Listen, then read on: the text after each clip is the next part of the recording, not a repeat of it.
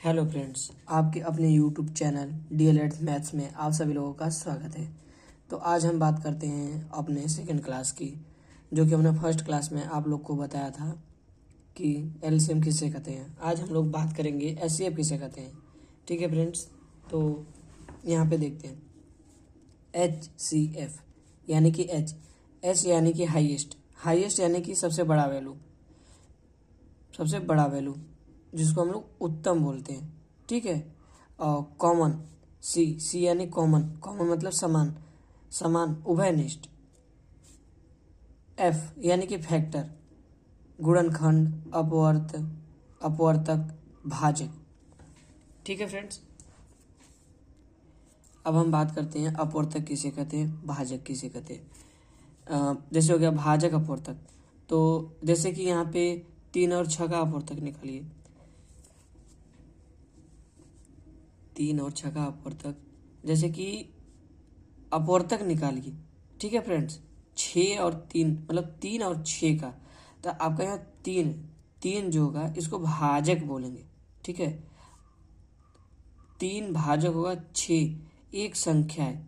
ठीक है फ्रेंड्स, 6 एक संख्या है, तो ये पूछ रहा है 6 का अपवर्तक। ठीक है, यानी कि भाजक निकालिए। ठीक है, तो 3 का पहाड़ा हम लोग 2 बार पढ़ेंगे। 3 के 3, 3 दूनी के 6। ठीक है, तो यहाँ शून्य आएगा और इसका भागफल 2 आएगा। ठीक है, और शेष इसका 2 आएगा। तो ये यहाँ पे 3 और 6 का अपवर्तक है या नहीं, ये कैसे पता चलेगा, ये हम आपको बता रहे हैं। 3 और 6 का अपवर्तक एक ही शर्त पे फ्रेंड्स आएगा।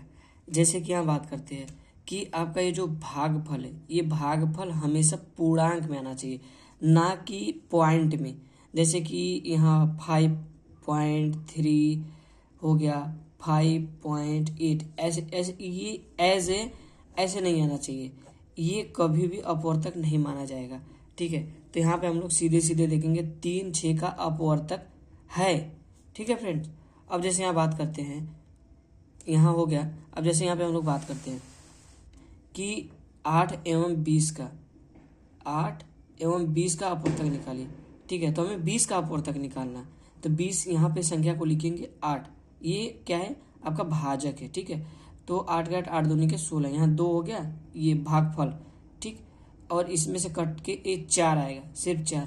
तो यहाँ दशमलव हम लगाएंगे, तो यहाँ 0 उतारेंगे। ठीक है, यहाँ 0, तो 8 पंजे 40, यहाँ 40 हो गया। यहाँ शेष कितना आ गया, शेष आपका 0 आया, शेष आपका 0 आ गया। ठीक है, लेकिन यहाँ पे आपका जो भागफल आया है, ये भागफल आपका पॉइंट में आया है।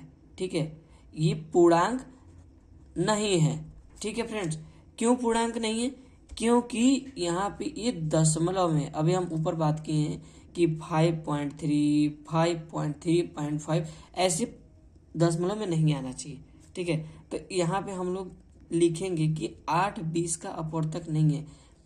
ये फ्रेंड छोटी छोटी क्वेश्चन जो होती है, ये सीटेट के एग्जाम में आपको पूछती हैं। जैसे पूछ देगा 9 15 का अपवर्तक है कि नहीं है, 3 15 का अपवर्तक है कि नहीं है। तो आप फ्रेंड जब निकालेंगे भाग विधि के द्वारा से, तभी आपको पता चलेगा कि वो अपवर्तक है या नहीं है। ठीक है फ्रेंड, तो ये जो हम बात करें यहाँ से यहाँ तक, ये अपवर्तक कैसे निकालते हैं, भाजक कैसे निकालते हैं, उसके बारे में हम लोग यहाँ बात कर रहे थे। ठीक है फ्रेंड्स, तो अब हम आगे बात करते हैं। जैसे कि अब यहाँ पूछेगा कि गुणनखंड किसे कहते हैं। ठीक है, या फिर गुणनखंड को कैसे लिखते हैं। तो जैसे यहाँ पे एक क्वेश्चन है कि 16 का गुणनखंड लिखिए।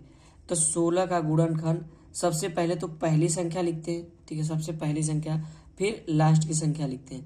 ठीक है, 16। अब यहाँ पे क्या होगा कि अब दूसरी संख्या लिखते हैं, फिर इससे दूसरी संख्या लिखेंगे। ठीक है, तो यहाँ पे हो जाएगा 2, यहाँ पे फ्रेंड्स हो जाएगा 2। यहाँ 2 इसलिए होगा क्योंकि यहाँ पे 16 2 से कटेगा, क्योंकि ये सम संख्या है, तो 2 से कटेगा। ठीक है, 2, फिर 4, फिर 8। ठीक है फ्रेंड्स, क्यों, क्योंकि 8 के 8, 8 दूनी के 16 आएगा। ठीक है, और रही बात अब यहाँ पे, जैसे ये यहाँ से यहाँ जो जा रही है ना, ये आपका क्या है, ये आपका गुणनखंड है, ना कि ये पहाड़ा है। ठीक है, जैसे यहाँ पे पहाड़ा यानी कि अपवर्त्य।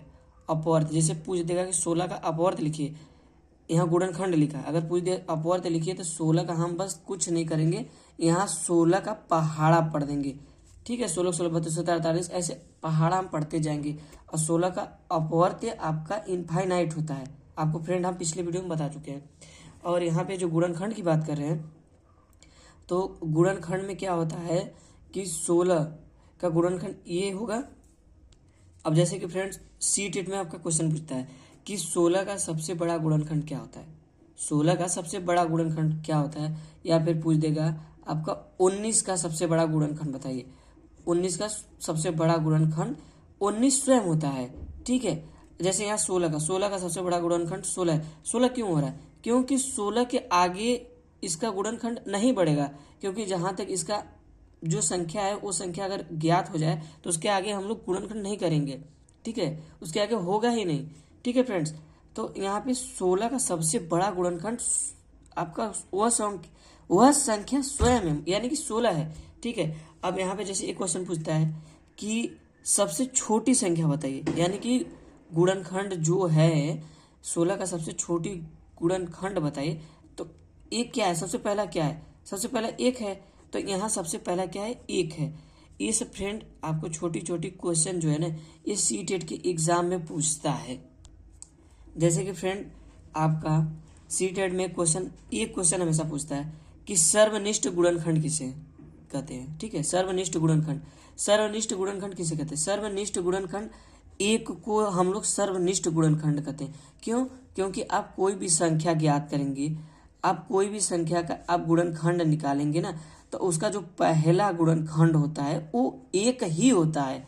ठीक है, तो एक, इसीलिए हम लोग इसको सर्वनिष्ठ गुणनखंड मानते हैं। ठीक है, इसको हम लोग सर्वनिष्ठ गुणनखंड मानते हैं। जैसे कि यहाँ एक क्वेश्चन है, सबसे छोटा गुणनखंड बताइए।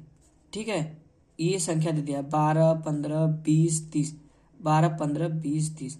तो यहाँ पे हम देखेंगे 12 15 20 30, तो इसका सबसे छोटा पूछ रहा है, तो सबसे छोटा सर्वनिष्ठ है, सर्वनिष्ठ यानी कि एक होगा, इसका आंसर सिर्फ एक होगा।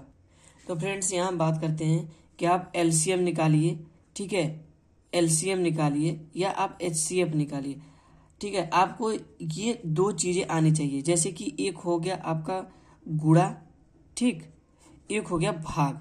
ठीक है, आपको पहली ये दो चीज आनी चाहिए। ठीक है, अगर ये आएगी तो आपकी कैलकुलेशन स्पीड ऑटोमेटिक तेज रहेगी। ठीक है, तो फ्रेंड्स हम आप बात करते हैं, तो फ्रेंड्स यहाँ पे एक आज की वीडियो में एचसीएफ के बारे में था। ठीक है फ्रेंड्स, अब हम नेक्स्ट वीडियो में बात करते हैं कि इसके आगे क्या है। ठीक है, तो आई होप फ्रेंड्स कि ये वीडियो आपको पसंद आई होगी। अगर पसंद आई तो चैनल पे नए हैं तो सब्सक्राइब करें, प्लीज़ वीडियो को लाइक करें, एंड अगर चैनल सब्सक्राइब कर लें तो बेल आइकन को दबा के रखें ताकि आने वाली वीडियो आपके मोबाइल फ़ोन तक नोटिफिकेशन जा सके। आई होप ये वीडियो आपको पसंद आई होगी। जय हिंद।